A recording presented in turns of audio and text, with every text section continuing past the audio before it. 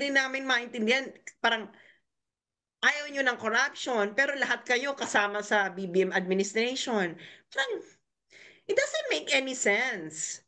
Hindi ba? Kaya nga, kita mo to si Laila, parang ano ba gusto mo mangyari, Laila? Parang, to be honest, hindi ko sila, ang gulo-gulo nyo na ngayon. Like yung impeachment, ang nag-file pa yung Akbayan. Can you imagine, Harry, Akbayan nag-file? Ang I know, nakalagay I know. doon, ipapa-impeach nila si Sara dahil nagbanta si Sara sa buhay. Ito dahil bayan na nagsabi nito Akbayan na ang isa sa mga leader si Risa Ontiveros na anti-Marcos since 13 years old daw siya. Ang isa sa mga gusto nilang ipa-impeach kay Sara ay si Sara daw ay binantaan ang buhay ni Marcos, First Lady, at ni Martin Romualdez. At isa pa doon, dahil ipapahukay daw ni Sara si FEM. Akbayan na nagsabi nito, Akbayan. Parang, kung naiintindihan ko pa yung ibang doon yung ibang impeachable, yung ibang articles of impeachment, pero Akbayan, sinama nyo talaga yung ipapahukay si FEM sa libingan ng mga bayani as an impeachable offense? Parang kilala mo yung mga yan. Alam mo yan, na parang, hindi ba na parang 2016, gusto niya ipupukay si FEM. Oo.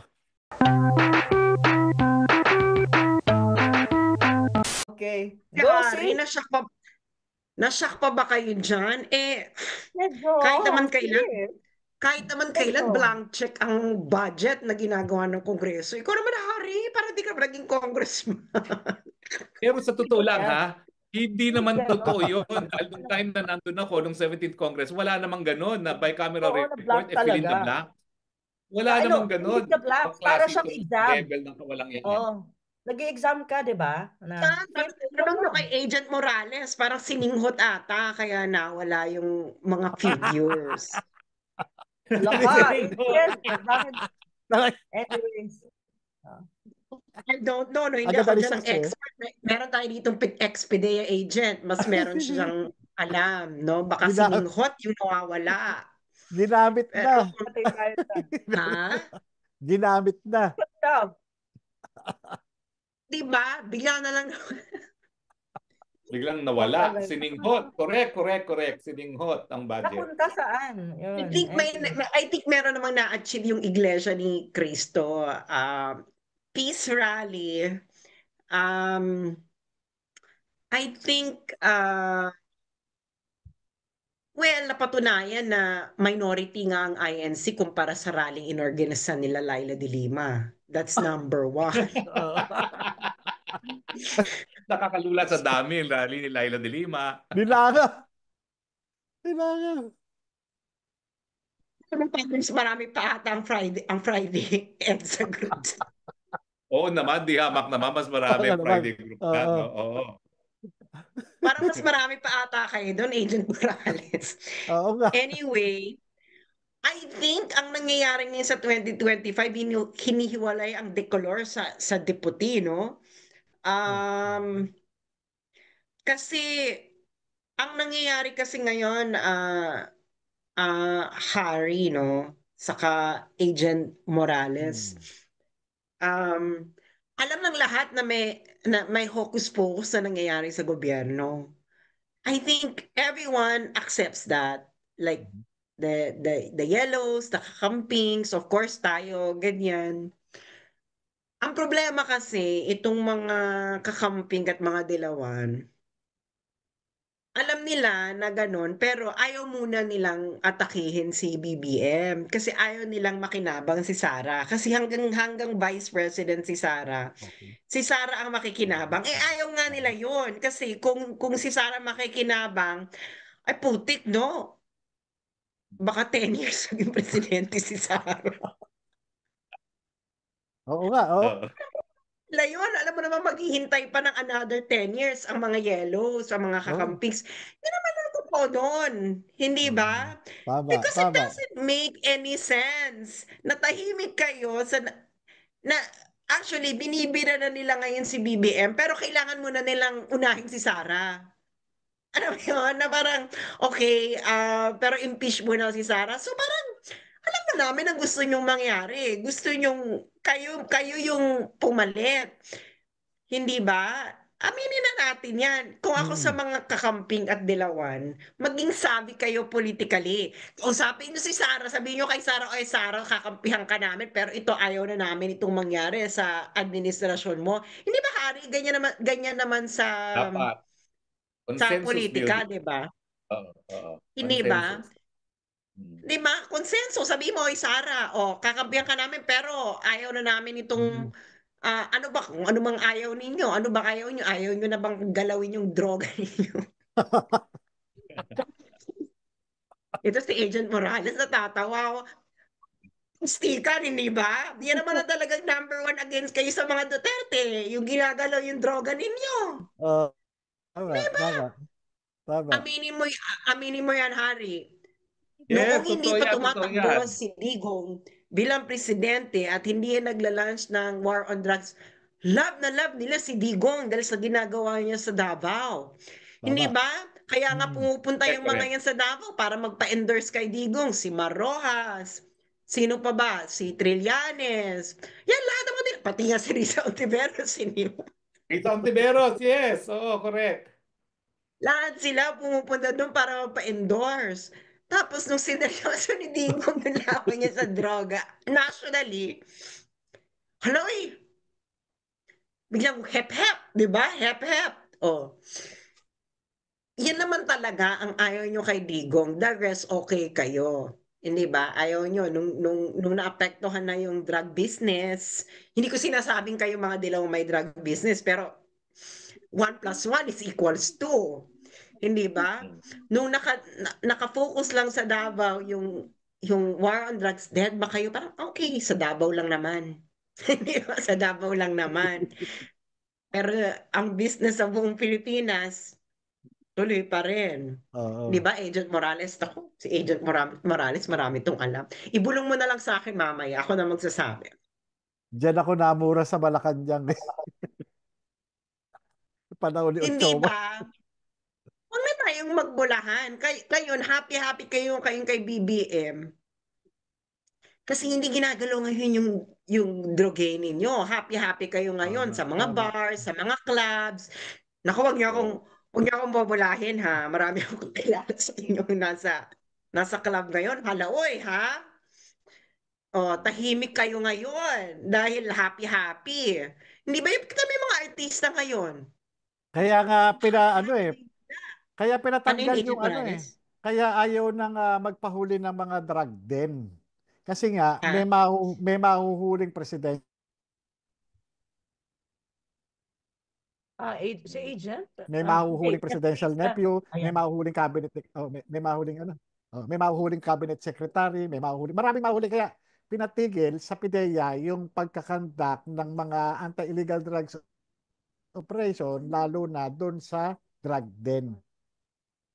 Kaya nga. So parang, yun lang naman talaga ang issue ninyo. Pero syempre, parang, syempre that's ano, no? Ano na siya, parang sa mga Pilipino, ayaw na nila yung ganitong tolerant uli sa sa droga dahil hindi paano tayo napunta sa sitwasyon na natatakot ang mga pusher sa panahong sa social media na sila nagpo-push.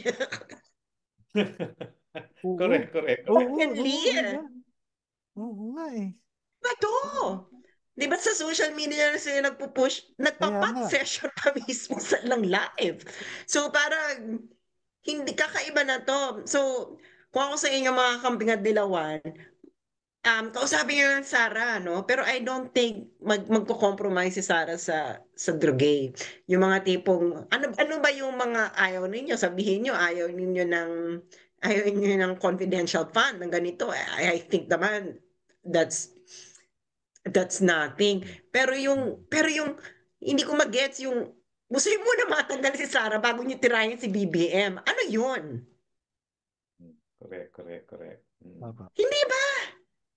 Sa tingin ninyo ba pag natanggal si Sarah, ang papalit sa inyo? Sila pa rin. Sila pa. Oo, tama. Hindi ba? Sabihin na nating ma-impeach si Sara. Okay lang naman kay Sara. Sabi naman ni Digong, naku, okay na yan. Naging presidente na tatay mo, naging vice president ka. Ano na yan?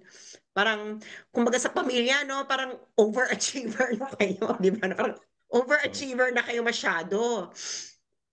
Pero sa tingin niyo ba, yellow ang papalit dyan? Natanggal ni Sara. Do you really think na itong mga Marcos at Romualdez, ano, one fourth ang utak pagdating sa pagkamkam ng power. Hello, 3 decades silang hinintay to. Kaya nga, hindi nila bibitawan yan. 3 decades silang hinintay to. So kung ano man ang pinangako nila sa inyo, matuto na kayo sa mga nangyari sa DDS. Yes. Sa mga pangako nila kay Sara, matuto na kayo. No. Ano yun? Ano Sa yun? mga Ano pangako yun? nila kay Sara, yung Hindi. pambubudol nila kay Sara, matuto na kayo sa budol kay Sara at sa ating lahat. Kita mo nga nanonood ba sa atin si Yusek Lorraine? Kita mo nga si Yusek Lorraine na sobrang anti-Marcos niyan, ha? Yan yung tipong anti-Marcos sa totoong nangyari to, ha? Nakita niya sa restaurant kumakain sina Amy sa sina Imelda noon. Pinagmumura niya sa harap ng publiko. Pero ano ginawa niya, nilunok niya ang kanyang pride. Na parang, okay, baka naman magbago. Baka Kaya naman galit na magbago. galit ngayon yung si Lorraine dahil nilunok ni Lorraine yung kanyang... Hello, Lorraine, umaming ka. Ito, kita mo si Lahat naman Harry. tayo Kita mo nabudol. kita mo to si Harry, di ba? Oo nga Ano to? Aakyat ako pa ng entablado. Unit team! Unit team! Oh. Nagampanya pa. Kita mo to si Teka muna kita mo ha. to si Let me Harry, di remind ba? you sa foreign policy advisor ka. Akala mo, eskapo ka. Kita mo to si Harry, di ba? Nung ano nangyari nito nung kampanya, ganyan siya ni Attorney Espiritu. Kilala kita, Harry, anti-Marcos ka. Ang sabi ni spokesman nun, yung kasalanan ng ama, hindi kasalanan ng anak. Oo nga. Si Sariling Harry, kasalanan ng anak. tama naman si Harry, ang kasalanan ng ama, hindi kasalanan ng anak. Kasi yung anak may sariling kasalanan, mas malala pa. Mas malala ang kasalanan ng anak. Kasalala pa. Siguro naman yung ama hindi sumisingot, no? Hindi naman siguro, no? Hindi. Parang hindi naman. Harry, Wala. singot ba? Ewan ko ba, mukha namang hindi. Mukha namang hindi pa usong cocaine nun. Ay, hindi, parang uso, pero parang hindi naman ata siya kasi parang very lucid naman parang very lucid naman Except nung si nagkaroon na siya Senior. ng lupus. Yung naglupus na, hindi na lucid. Oo. Ano naman siya, physical degradation, hindi ba? Pero yun na nga, ang basa ko talaga dito kasi, yun nga, yung Yellow and Kakampings kasi, ang tagal kasi nilang hinintay na makabalik eh. Kasi parang sila ngayon yung panibagong Marcos eh. Kasi ang last time nila kay Noynoy. So 6 years, tapos na-flash pa lahat sila sa Inodoro ng 2019. So 12 years. So can you imagine pag nag-benefit nito si Sara, kung matanggal si Bongbong, malamang yan baka mag 10 years. Baka mag 10 years si Sara. So it's around 22 years. So parang Bongbong Marcos din. Parang Marcos din yung nila na maghihintay pa sila ng 3 decades bago makabalik. Pero yun na nga. Ano kasi yung gusto ninyong mangyari? Kasi nga hindi rin namin maintindihan. Parang ayaw nyo ng corruption, pero lahat kayo kasama sa BBM administration. Parang, it doesn't make any sense. Hindi ba? Kaya nga, kita mo to si Laila, parang ano ba gusto mo mangyari, Laila? Parang, to be honest, hindi ko sila, ang gulo-gulo nyo na ngayon, like yung impeachment, ang nag-file pa yung Akbayan. Can you imagine, Harry, Akbayan nag-file? Ang nakalagay doon, ipapa-impeach nila si Sara dahil nagbanta si Sara sa buhay. Ito dahil bayan na nagsabi nito Akbayan na ang isa sa mga leader si Risa Ontiveros na anti-Marcos since 13 years old daw siya. ang isa sa mga gusto nilang ipa-impeach kay Sara is si Sara daw ay binantaan ang buhay ni Marcos, First Lady, at ni Martin Romualdez. At isa pa doon, dahil ipapahukay daw ni Sara si FEM. Ako. Akbayan na nagsabi nito, akbayan. Parang, kung naiintindihan ko pa yung ibang doon yung ibang impeachable, yung ibang articles of impeachment. Pero akbayan, sinama nyo talaga yung ipapahukay si FEM sa libingan ng mga bayani as an impeachable offense? Parang kilala mo yung mga yan. Alam mo yan, na parang, hindi ba na parang, 2016, gusto niya ipahukay si FEM. Oo. Sila Tama, nagsabi oo. nun eh. Sila nagsabi nun. Yung tinutulan nila paglibing, hukayin daw nila. Oo. Yun, si Sarah, for saying the same thing, Correct. it doesn't really make any sense itong ginagawa ngayon ng akbayan. Ang may sense lang nito, I think talaga pinangakuan tong mga to Oo. na pag nawala si Sara, siguro si Risa yung ipapalit kasi si Risa lang naman yung senador nila hindi ba? Or a compromise guy like Cheese Escudero or whatever. Pero yun na nga, kayo nung eleksyon, sinasabihan nyo kaming bubudulin kami ni BBM. Nung binudol kami, kayo naman ang alyansa, it doesn't make any sense. Sa tingin nyo, hindi kayo bubudulin? Well, we'll never know. So ayun na nga, no, ang dami nang lumalabas ngayon na kapalpakan. Ano bang meron? Na ang dami ngayon lumalabas sa kapalpakan, ang dami ngayong lumalabas na anomalya. And I think darating sa point, Harry, na na ma-realize din nila na itong ginagawa nila ngayon na kalabanin si Sara, it will not actually lead anywhere. I think meron na yan sa loob mismo ng ng mga kakampings na kausapin na lang natin si Sara. Hindi ba nangyayari na yan dahil Oo. nagsalita na sila dyan sa 2025 budget, no? At hindi na lang issue yan ng DDS ngayon, no? Hindi ba nangyayari na ngayon yan? Although, yung mga Ontiveros at saka mga Leila de Lima, hardliners pa rin labang kay Sara, no? Ay, by the Kasi way, siguro, wait a minute. Ang natin, ang host natin is have a meeting at 10 p.m. So we need to wrap up. And si Sas ang ipa-wrap up natin. Kung siya ang huling pumasok Okay. 9:42. Unless you want to change the host. Kasi yung nag-host sa atin may meeting. Hindi ko pwedeng i-host kasi yung internet ko. I think we will be done by 10 o'clock. Oh, we can proceed. That's not a problem. Yeah. Ililipat ko yung Kasi since naman tayo na. But may pa? Hindi.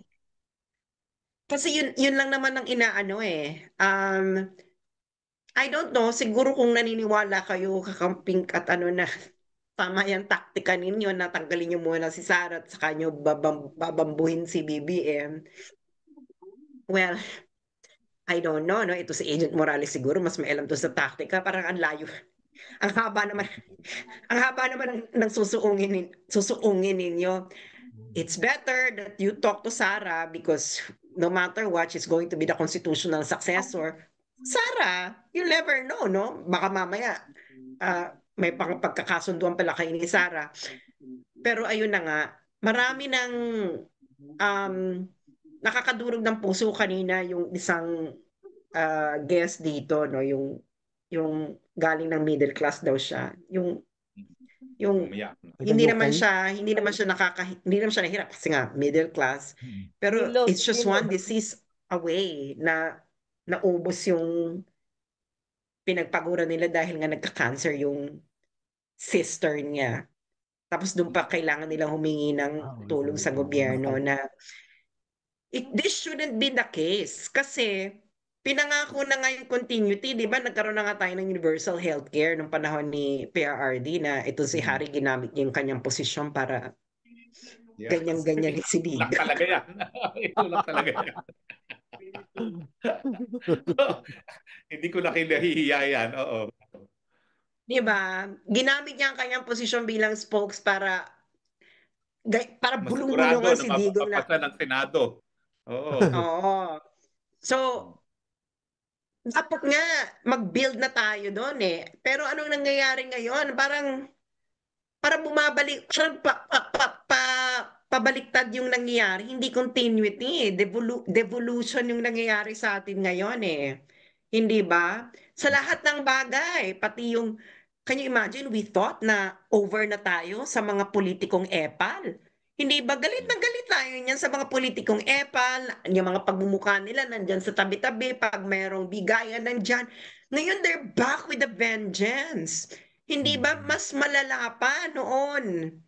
So, there's three. Actually, kahit nga mga kakamping sa yellow na politicians, nakikiepa na rin, di ba? Oo. Basta Oo. merong akap. Ayix, Oo, basta ano. Ayix, akap, ganyan. Hindi ba kayo Ipa. nahihiya? Hindi ba? Lahat naman nito ayaw natin noon. Pero ngayon bumalik na. So, I think it's just a matter of time ngayon, Hari. Lalo na, nagsasalita na yung mga akala natin, kakampi nila. Like Makati Business Club, At si Justice Carpio. si Diba? may mga nagsasalita na paunti-unti. Kasi, um, ano ba yung, kasi parang just to wrap it up, no? Para tayong the last moments of Rome, no? Na ano nila, na Nero fiddled while Rome was burning. Ngayon naman tayo, Malacanang is spending millions on fireworks while the country is falling. Hindi ba? Ang weird noon kasi alam ko yan. Alam ko yung Malacanang, nakatira kami malapit dyan. Can you imagine ang nakapaligid sa Malacanang? These are really lower middle class to class E. So nakapaligid sa Malacanang is class D to class E. Is pa-fireworks ka dyan almost every week. Pa-party ka na may fireworks. Tapos na nakapaligid sa'yo, ganon. Parang hindi na kayo nahiya sa mga Pilipino. In fairness, hindi na talaga sila nahiya sa mga Pilipino. And I really think na Walang hiya na. Oo, walang yan eh. Wait a minute, dear. Okay, they don't really care. Na. They don't really care. Hindi na sila nahiya sa Pilipino kasi ang tagal nilang hinintay rin nito. And parang nilulubos-lubos na nila kasi nga they know that after this, there's no more Marcos in the future na pwedeng maging presidente. Well, it's not our fault that you ruined the political career of your entire clan, no? Pero yun na nga, ang inaano ko lang sa mga camping at yellows na, seryoso kayo? Talagang pinupunterian niyo talaga si Sarah? Ano? Confidential fund? Seryoso? Parang, dear, babalikan natin tong lahat, ha? Akbayan, do you really want to be seen in history that you would like the woman who wanted the Marcos family gurgur impeached? Do you want to be remembered in history? So, ayun lang po. Maraming salamat. And thank you, Agent Morales, sa iyong katapangan kahit hindi ka pinanindigan ng Senado masyado. Pero yun na nga, no? Babalikan din natin tong lahat. And thank you, Miss Ana and Harry. Yes. Thank you, Sasa. Sorry, Well, ngayon, talagang pasalamat na lang sa lahat po ng patuloy nagtatangkilik sa Kongreso ng Mamamayang Pilipino. Ang Kongreso ng Mamamayang Pilipino po, temporarily on recess, but we will never adjourn dahil habang merong pangangailangan na marinig ang boses ng taong bayan, hindi po titinag ang Kongreso ng Mamamayang Pilipino. Maraming salamat po sa inyong lahat. Oo. Maraming salamat din po sa mga technical natin. Si Yeah, the Tirso, technical. ang nagtsatsaga na nag-host sa atin. Siyempre, nandyan din po yung aking paborito na si Gravel kasi ayaw niya magpakilala na siya involved. Kaya hindi ko siya tatawagan sa tunay niyang pangalan. Gravel ang tatawag ko sa kanya. Lahat po ng responsable doon sa technical side. At maraming salamat po sa lahat ng sumapi sa ating pagtitipon. Maraming Oo. salamat, Ana. Maraming salamat, AJ Morales. Maraming salamat, po. Harlika. Huh? Oo, at maraming salamat po. Ano ako ha, tawag nito, mahihingi ako ng paumanhin sa nagtaas ng kamay na sa susunod po nating town hall, mag-attend ho ulit kayo at bibigyan namin kayo ng space para makapagsalita. Kasi ngayon po, ang ating technicals ay mayroon pong kailangan gawin by 10 p.m. So, kailangan niya ng space para makapunta dun sa meeting niya. Yung nagmamanage po ng ating Zoom right now. So, maraming salamat. Tirso, for managing the Pasensya Zoom. na Salamat po. ha. Pasensya na. Hindi kita Salamat minamadali. It's just that sinasabihan ako ng technicals. Pasensya na, sis. Pasensya na. Thank you. Maraming Thank you. salamat po. Maraming Pwede ba natin salamat. patugtugin yung nabudol anthem para pangtapos? Meron ba tayong Wala, nabudol hindi anthem dyan? naka-prepare Wala. eh. Next Hindi time, naka-prepare. prepare. Next Sasabihan time. ko sa tech Okay. na i-prepare. Kasi yung tech, Okay. hindi na-prepare. Okay, maraming Okay. salamat sa lahat. Maraming Have a salamat. good night. Stocks. So, Baka po pwede makausap ko si Manang Mahigit Linda. 5,500 flood okay, control sige. project Sabihin ang ko, natapos sabihin na ko sa kanya, Apa. at ha? marami Thank you pang po. iba Okay. ang Thank you. kasalukuyang Bye-bye. ginagawa sa buong bansa.